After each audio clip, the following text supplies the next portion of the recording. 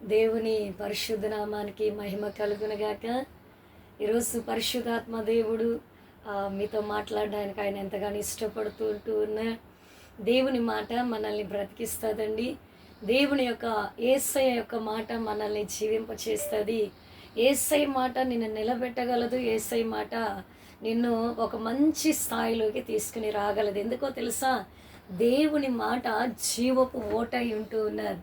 ఆయన మాటలో జీవమున్నది. చనిపోయిన వారిని సహితము తిరిగి బ్రతికించగలిగినది యేసయ్య మాట అయి ఉంటూ ఉన్నది. కనుక ఈరోజు నువ్వు ఈ వాక్యాన్ని చూస్తున్నా నీవు కూడా శ్రద్ధ కలిగి, ఆసక్తి కలిగి, దేవుడి మీద ప్రేమ కలిగి యొక్క వాక్యాన్ని విన్నట్లయితే ఆ యేసయ్య మాట నిన్ను కూడా జీవింప చేయబోతూ ఉంటూ ఉన్నారు. యేసు ప్రభులు వారికి మహిమ కలుగునగాక. దేవుని మాట నీ దగ్గరకు వస్తూ ఉంటున్నది. సహోదరుడా, సహోదరి, ఆ మాటకి లోబడు, ఆ మాట విను. నీ జీవితంలో బలమైన కార్యాలు ఇప్పుడే ఆయన జరిగించబోతూ ఉంటూ ఉన్నాడు. యేసయ్యకి మహిమ కలుగునుగాక. ఈరోజు పరిశుద్ధాత్మ దేవుడు మనతో మాట్లాడడానికి వాక్యము రెండంచుల గల ఖడ్గమై ఉంటూ ఉన్నది. ఆ ఖడ్గం ఎట్లా ఉన్నదంటే వాడిగా ఉంటూ ఉన్నది. యేసయ్యకి మహిమ కలుగునుగాక. వాక్యం అందరం ఏమనుకుంటామంటే దైవ సేవకులు చెప్తూ ఉంటూ ఉన్నారు, వినే వాళ్ళకి మాత్రమే వాక్యం, చెప్పే వాళ్ళకి వాక్యం కాదనుకుంటారు. కానే కాదండి. ఖడ్గానికి రెండు సైడ్లు, 2 సైడ్స్ పదునుంటూ ఉన్నాను. వినే వాళ్ళకి, చెప్పే వాళ్ళకి ఇద్దరికి కూడా ఆ వాక్యం వర్తిస్తుంది. దేవుని ప్రజలారా, నేను సర్చ్ చేసుకోవాలి. వాక్యం వింటున్నటువంటి దేవుని ప్రజలారా, మీ జీవితాల్లో సర్చ్ చేసుకోవాల్సినవి ఏమైనా ఉన్న ఎడల వాటిని మీరు కూడా సర్చ్ చేసుకోవాలని పరిశుద్ధాత్మ దేవుడు తెలియచేస్తూ ఉంటున్నాడు. వాక్యం నిన్ను ఖచ్చితంగా బ్రతికిస్తుందండి.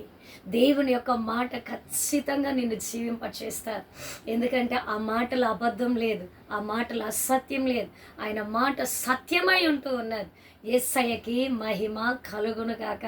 కనుక అటు ఇటు తిరుగుతూ ఆ యొక్క సెల్ ఫోన్ చేతుల్లో పెట్టుకొని చూడడం కంటే ఒక 1 మినిట్లో యేసయ్య ఏమైనా చేయగలడు. హల్లెలూయా. యేసయ్యకి మహిమ కలుగును గాక.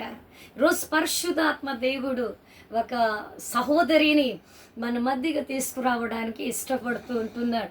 ఆమె ఎలా జీవించగలిగింది, ఆమె ఎలా బ్రతికింది, ఈరోజు నీకు నాకు ఎలా మాదిరికరంగా ఉంటున్నది. క్రైస్తవ లోకం, సార్వత్రిక సంఘం ఆమె పేరు చెప్పుకుంటూ ఉన్నది. యేసయ్యకి మహిమ కలుగును గాక.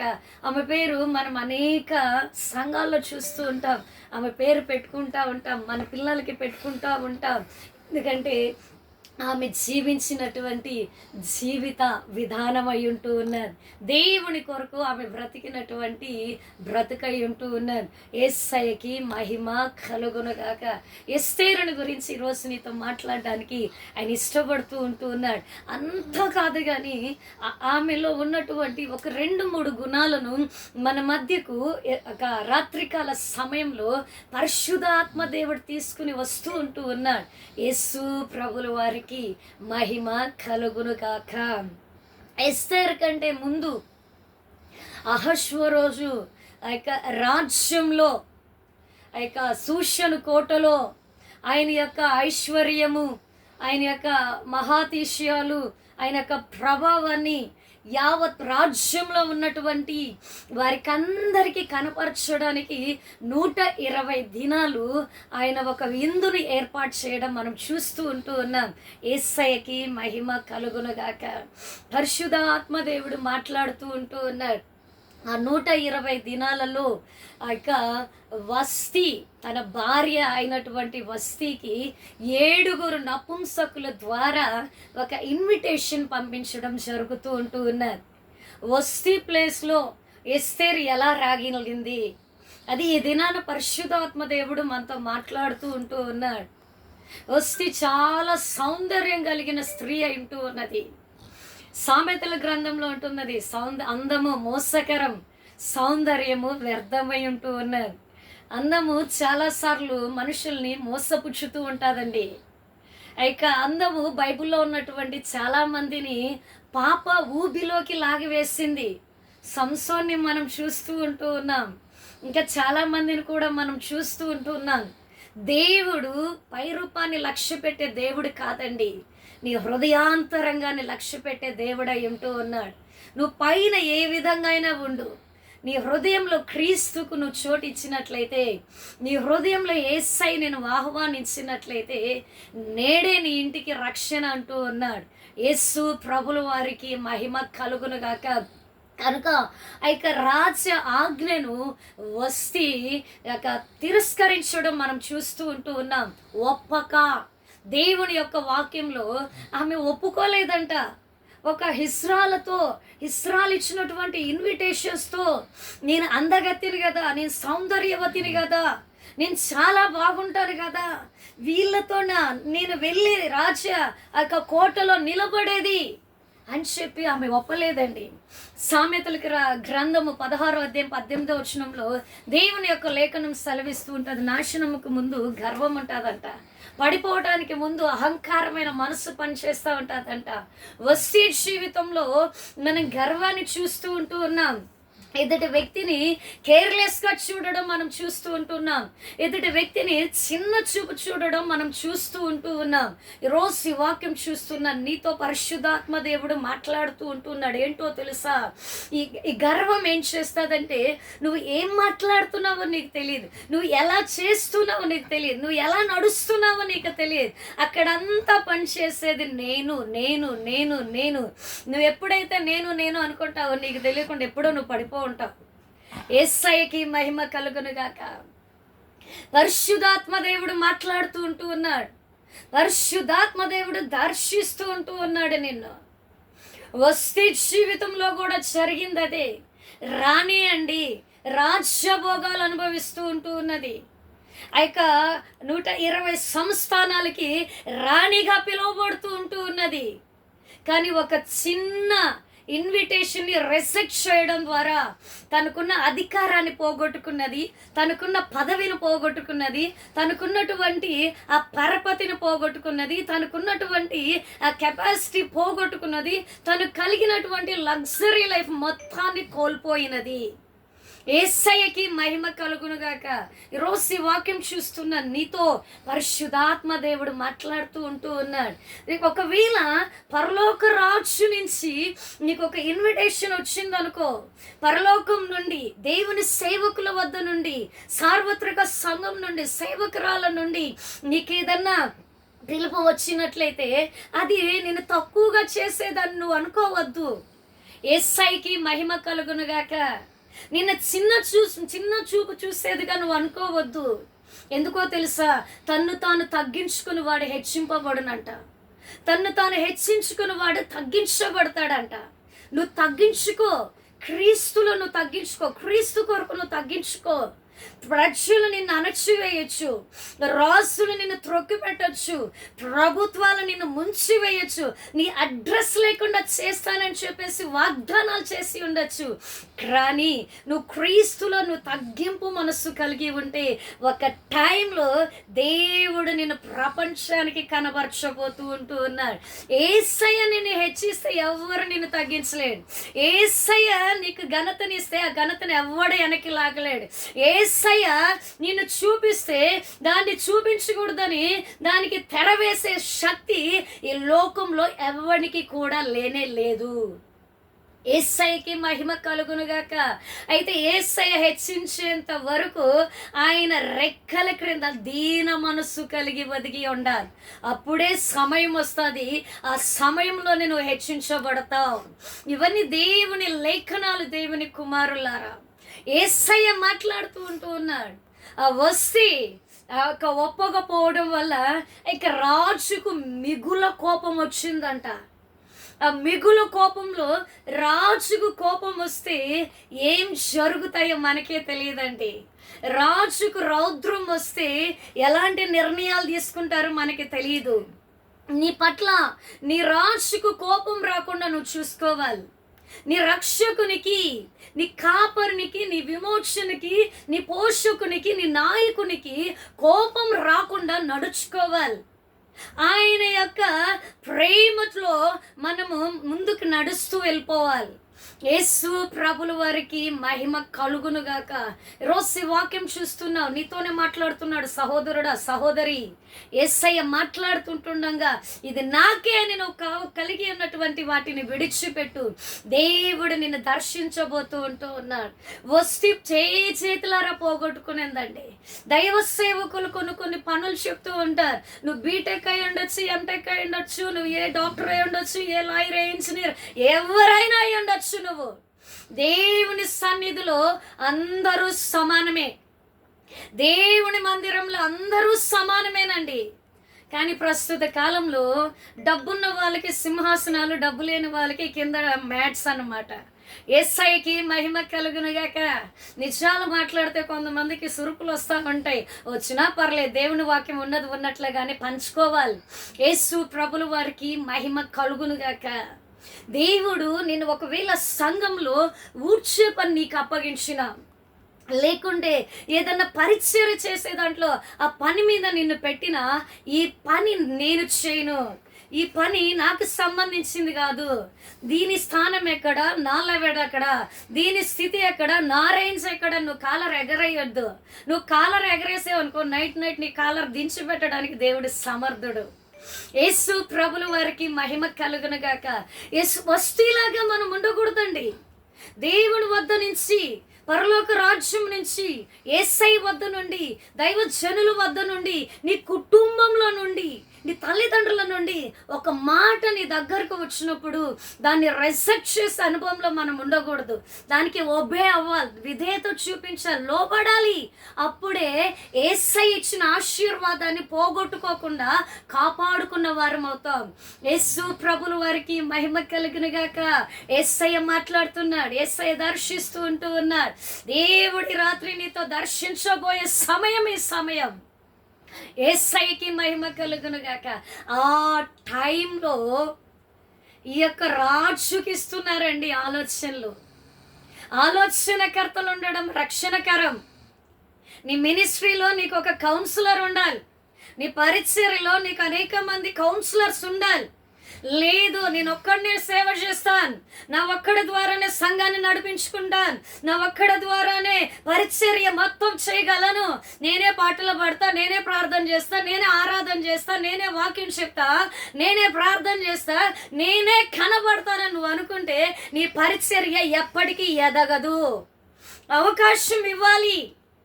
నీ సంఘానికి వస్తున్న వారికి అవకాశం ఇవ్వాలి, వారిని కూడా ప్రోత్సహించాలి. అప్పుడే తల్లి తండ్రి మనస్సు. యేసు ప్రభుల వారికి మహిమ కలుగునుగాక. తన యొక్క సంస్థానంలో ఉన్నటువంటి వారు అహష్వరోషు రాజుకి ఇస్తున్న ఆలోచన, ఆమె ప్లేస్లో ఇంకొకరిని తీసుకురా, ఆమె అలాగే ఉంటే మా వాళ్ళు కూడా చూసి నేర్చుకుంటారేమో. అప్పుడు రాజు ఆజ్ఞ ఇస్తూ ఉంటున్నాడు, ఇక ప్రాంతంలో, ఈ రాజ్యంలో కన్యకలందరినీ తీసుకురండి. అప్పుడు దేవుని యొక్క వాక్యం సెలవిస్తూ ఉంటున్నది. ఎస్తేరు గ్రంథం 2వ అధ్యాయము 8వ వచనం 9వ వచనంలో దేవుని యొక్క లేఖనం సెలవిస్తూ ఉంటున్నది. రాజ ఆజ్ఞ ప్రకారము ఆయన నిర్ణయము చొప్పున సూషను కోటలోకి అనేక మంది కన్యకలు పోగు చేయబడ్డారంట.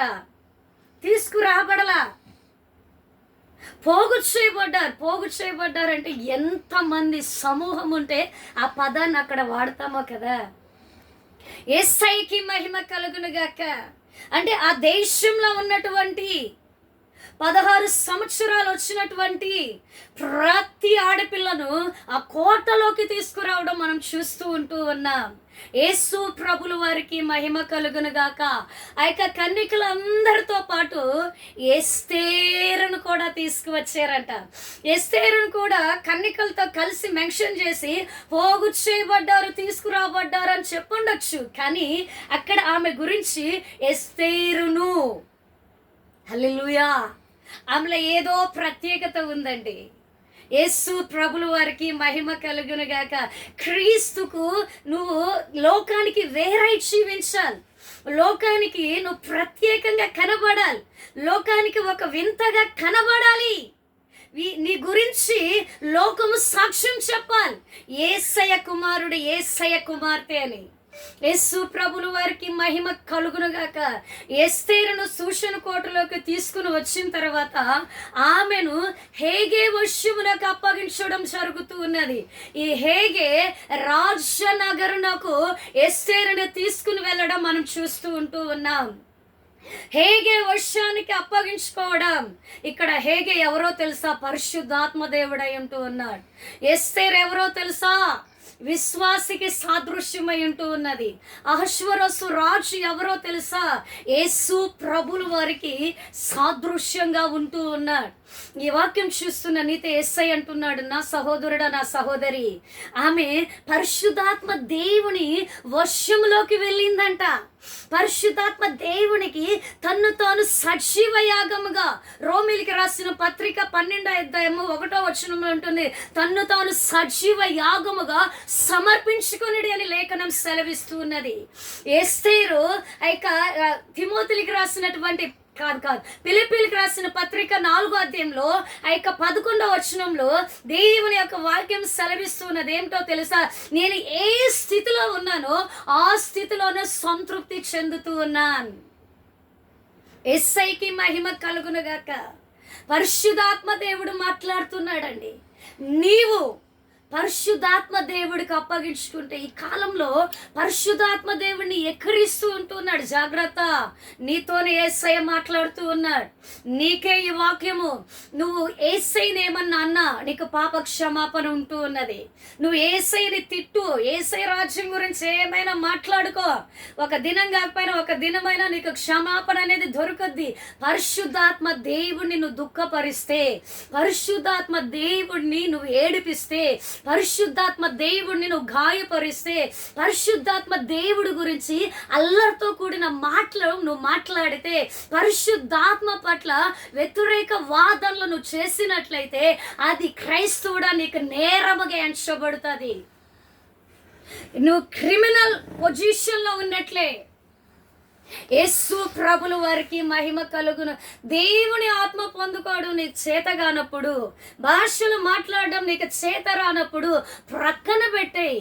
దాన్ని విమర్శించవద్దు. నువ్వు విమర్శిస్తే నీ వరకే అనుకోవద్దు, అది నీ పిల్లల మీద ఆ ప్రభావం కనబడుతుందండి.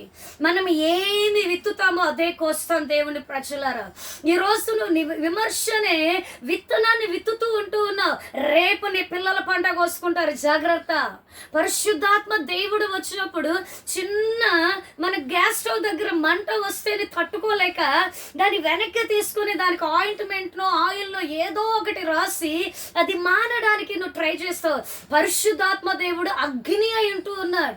అగ్ని జ్వాల అయిన దేవుని అగ్ని నీలోనికి వచ్చినప్పుడు, దేవుని ఆత్మ నీలోనికి వచ్చినప్పుడు నువ్వు అక్కడే నిలబడు. నీకు ఖచ్చితంగా కదలికలు వస్తాయి. యేసు ప్రభుల వారికి మహిమ కలుగునుగాక. దేవుని ఆత్మను మనం దుఃఖపరచకూడదు, దేవుని ఆత్మను మనం ఆర్పకూడదు. దేవుని ప్రజలారా, నువ్వు దేవుని ఆత్మను గురించి, పరిశుద్ధాత్మను గురించి నువ్వు నెగిటివ్గా మాట్లాడితే, నువ్వు వ్యతిరేకంగా మాట్లాడితే అది నీకు శాపంగా ఎంచబడుతుంది. ఎందుకో తెలుసా? లూకాలో ఉంటూ ఉన్నది, పరిశుద్ధాత్మ దేవుణ్ణి ఏమన్నా అన్నవారికి ఈ యుగమందును, రాబో యుగమందును పాప క్షమాపణ లేనే లేదంట. యేసయ్యకి మహిమ కలుగునుగాక. ఈరోజు ఈ వాక్యం చూస్తున్న నీతో పరిశుద్ధాత్మ దేవుడు మాట్లాడుతున్నాడు. ఈ ఎస్తేరు హేగే వర్షంలోకి వెళ్ళిపోయిందంట. హేగే యొక్క వాతావరణంలోకి వెళ్ళిపోయింది. హేగే ప్రభుత్వంలోకి వెళ్ళిపోయింది. హేగేకి సరెండర్ అయింది ఆవిడ. నువ్వు పరిశుద్ధాత్మ ఆ యొక్క అనుభవంలోనికి రా, పరిశుద్ధాత్మ నింపుదలలోనికి రా, పరిశుద్ధాత్మను ప్రేమించు, పరిశుద్ధాత్ముడు నాలోనికి రా అని నువ్వు ఆహ్వానించు. నువ్వు ఎప్పుడైతే పరిశుద్ధాత్మ దేవుడికి నిన్ను నువ్వు అప్పగించుకుంటావో, సజీవ యాగంగా నిన్ను నువ్వు అప్పగించుకుంటావో, నీ జీవితం క్రీస్తు కొరకు పరిమళ వాసనగా మార్చబడుతుంది. యేసు ప్రభుల వారికి మహిమ కలుగునుగాక. అంతేగాని మనకి చేతనైతే చేయాలి, చేతగానప్పుడు సైలెంట్గా ఉండాలండి. యేసయ్యకి మహిమ కలుగునుగాక. ఎస్తేరు పరిశుద్ధాత్మ దేవుడికి అప్పగించుకున్నది. పరిశుద్ధాత్మ దేవుని యొక్క వశంలోకి వెళ్ళింది. అలా వెళ్ళడం ద్వారా ఆ యొక్క హేగేకి ఎస్తేరు పట్ల 8వ వచనంలో ఉంటుంది, ఆ చిన్నది హేగే దృష్టికి దయ నొందిందంట. ఆ చిన్నది హేగే దృష్టికి ఇంపైనదిగా కనబడడం ద్వారా ఆమె దయను పొందుకున్నదని దేవుని ఒక వాక్యం సెలవిస్తూ ఉన్నారు. యేసు ప్రభుల వారికి మహిమ కలుగును గాక. నీకు దేవుని దయ కావాలి, మనుషుల దయ కావాలి. యేసయ్యకి మహిమ కలుగును గాక. లూకాసు వార్త 2:52 దేవుని దయలో మనుషుల దయలో వర్ధిల్లాలి. నువ్వు నాకు దేవుడి దయ ఉంటే చాలు, మనుషుల దయలో అవసరం లే.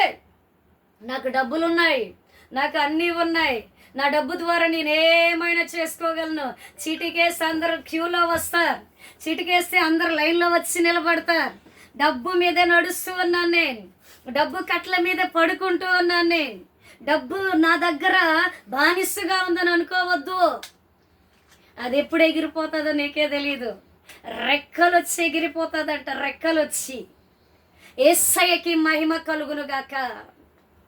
పరిశుద్ధాత్మ దేవుడు అంటూ ఉన్నాడండి, యేసయ్య నీతో మాట్లాడుతూ ఉన్నాడు. ఆయన ఎస్తేర్ అంట దేవుడికి అప్పగించుకోవడం వల్ల అక్కడ ఏమని రాయి ఉన్నదంటే చిన్నది. పరిశుద్ధాత్మ హేగే తనని చిన్నదానిగా చూస్తూ ఉన్నాడు. మనం కూడా మాట్లాడుతూ ఉంటాం కదా, మన ఫ్యామిలీస్లో మన పిల్లల్ని, ఇష్టమైన వాళ్ళని చిన్నది అని మాట్లాడుతూ ఉంటాం, చిన్నది అని సంబోధిస్తూ ఉంటాం. అక్కడ అర్థం ఏంటో తెలుసా?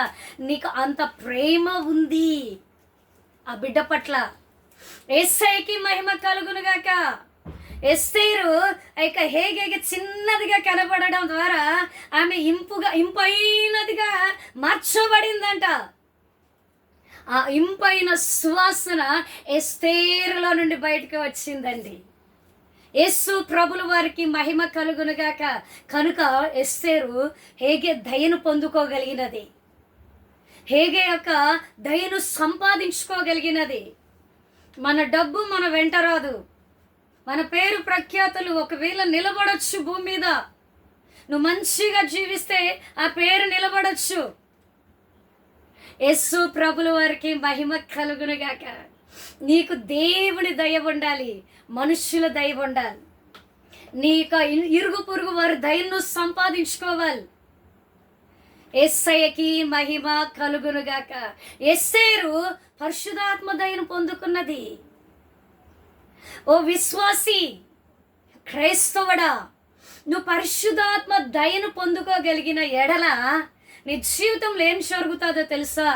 పరిశుద్ధాత్మ దేవుడికి తెలుసు యేసయ్య యొక్క హృదయంలో ఏ ఆలోచనలు ఉన్నాయి, ఏ కోరికలు ఉన్నాయి, ఏ తలంపులు ఉన్నాయి, ఎలా ఉంటే ఆయనకి ఇష్టము, ఏ ఫుడ్ అయితే ఆయనకి ఇష్టము, ఏ డ్రెస్ అయితే ఆయనకి ఇష్టము, ఎలా జీవిస్తే ఆయనకి ఇష్టము అనేది ఆ యొక్క పరిశుద్ధాత్మ దేవునికి తెలుసు. నీ జీవితాన్ని పరిశుద్ధాత్మ దేవునికి అప్పగించుకుంటే, నీ జీవితాన్ని పరిశుద్ధాత్మ దేవునికి నువ్వు లోబడినట్లయితే ఏం జరుగుతుందో తెలుసా? యేసయ్య యొక్క దయను నువ్వు సంపాదించుకోగలవు, యేసయ్య యొక్క కనికరాన్ని నువ్వు సంపాదించుకోగలవు, యేసయ్య యొక్క జాలిని నువ్వు సంపాదించుకోగలవు. దేవుని కనికరం నీ మీదకి దిగి వస్తుంది, దేవుని దయ నీ మీదకి దిగి వస్తుంది. యేసు ప్రభుల వారికి మహిమ కలుగునుగాక. దీనులను దరిద్రులను పెంట కుప్ప నుండి పైకి లేవనెత్తే దేవుడు అండి నువ్వు నేను ఆరాధిస్తున్నటువంటి దేవుడు. యేసయ్యకి మహిమ కలుగునుగాక. ఎస్తేరు స్థానంలోకి రా. ఈరోజు ఎస్తేరు దయనుందెను ఒక్క పదంతో మాట్లాడుతున్నాడు ఆయన. గర్వం మనలో ఉండకూడదు, అహంకారము మనలో ఉండకూడదు. దేవుని దయను సంపాదించుకోవాలి, సేవకుల దయను సంపాదించుకోవాలి. నీ ఇంట్లో ఉన్న వారి దయను, నువ్వు ఆఫీసులకి వెళ్తున్నా, స్కూల్కి వెళ్తున్నా, నువ్వు ఎక్కడికి వెళ్తున్నా, వెళ్ళిన ప్రతి చోట గయ్యాలి గంపని పేరు తెచ్చుకోకూడదు. ఆ నోట్లో వేలు పెడితే చాలు ఇంకంతే, సంగతులు అనిపించుకోకూడదు. గొర్రె పిల్లని పేరు సంపాదించుకోవాలి. యేసయ్యకి మహిమ కలుగునుగాక. కనుక ఎస్తేరు ఇక హేగే అలంకరించినటువంటి అలంకరణను ధరించుకోవడం మనం చూస్తూ ఉంటున్నాం. హేగే ఇచ్చిన మాత్రమే వాడిందండి. యేసయ్యకి మహిమ కలుగు. మిగిలిన కన్యకలందరూ వాళ్ళకి ఇష్టమైన కాస్ట్యూమ్స్ వాడినారు, వాళ్ళకి ఇష్టమైనటువంటి డ్రెస్సులు, వాళ్ళకి ఇష్టమైనటువంటి ఫర్నిచర్, ఆ యొక్క మొత్తము డ్రెస్ కోడ్స్ మొత్తము కూడా వాళ్ళకి ఇష్టమైనది వాళ్ళు వాడుకున్నారు. యేసయ్యకి మహిమ కలుగును గాక. ఎస్తేరు మాత్రం అలా అనుకోలేదు. ఎస్తేరు హేగేను దేవుడుగా ఎన్నుకున్నది. యేసయ్యకి మహిమ కలుగును గాక. అక్కడ దీనత్వాన్ని కనబరుస్తూ ఉన్నది, అక్కడ మాట వింటూ ఉన్నది, అక్కడ లోబడుతూ ఉన్నది, అక్కడ విధేయత చూపిస్తూ ఉంటూ ఉన్నది. యేసయ్యకి మహిమ కలుగును గాక. ఈరోజు ఈ వాక్యం చూస్తున్న నీతో పరిశుద్ధాత్మ దేవుడు మాట్లాడుతూ ఉంటూ ఉన్నారు. నీవు కానీ నీ జీవితాన్ని పరిశుద్ధాత్మ దేవునికి అప్పగించుకుంటే, అలా అప్పగించుకొని దేవుని సన్నిధిలోకి నీ విన్నపాలను తీసుకుని రాగలిగినట్లయితే, విన్నపాలు వినువాడు నీ ప్రతి విన్నపానికి ఆయన శాంక్షన్ అని సైన్ చేయగలడు. యేసయ్యకి మహిమ కలుగును గాక. హల్లెలూయా.